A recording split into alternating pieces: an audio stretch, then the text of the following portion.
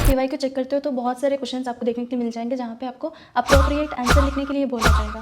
आपको appropriate answer लिखना है तो आपको दो कॉन्सेप्ट पता होना चाहिए, जो कि है significant figure and rounding off.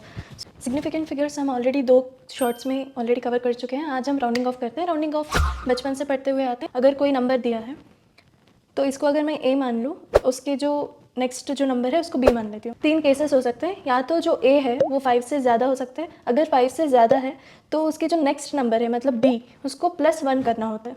वैसे ही अगर कम है, 5 से कम है ए, तो तब हमको एज इट इज़ जो बी है एज इट इज़ छोड़ना होता है। अगर 5 इक्वल है तो यहाँ पे 2 केसेस बनते हैं। अगर 5 इक्वल होने के बाद उसके जो बी है वो इवन नंबर है तो एज इट इज़ छोड़ो, अगर ऑड नंबर है तो उसको +1 करना होता है। सो ये तो बहुत बेसिक चीज़ था जो बचपन से हम पढ़ते हुए आते हैं। अप्रोप्रिएट आंसर लिखने को एक एग्जांपल से समझते हैं। फॉर एग्जांपल अगर रेक्टेंगल है, सो रेक्टेंगल को पेरीमीटर और एरिया फाइंड आउट करते हैं। सो अगर पेरीमीटर है तो हम ऐड करते हैं ना, सो 2 × L+B।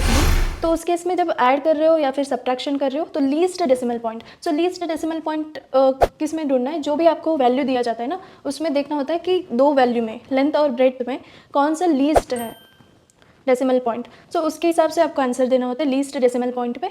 और अगर आपको मल्टीप्लिकेशन या फिर डिवीजन दिया गया है, लाइक उसका जो एरिया है लेंथ × ब्रेड्थ, तो उसमें आपको देखना होता है लीस्ट सिग्निफिकेंट फिगर्स। जो वैल्यू दिए हैं लेंथ और ब्रेड्थ के, उस वैल्यू में ही आपको least significant figures find out करना होता है। मेथड बहुत सिंपल मेथड है। ऐड और सब्ट्रैक्ट हो तो राउंडिंग ऑफ, डिवीजन या फिर मल्टीप्लिकेशन हो तो लीस्ट सिग्निफिकेंट फिगर्स, जो वैल्यू आपको दिए हैं उनमें।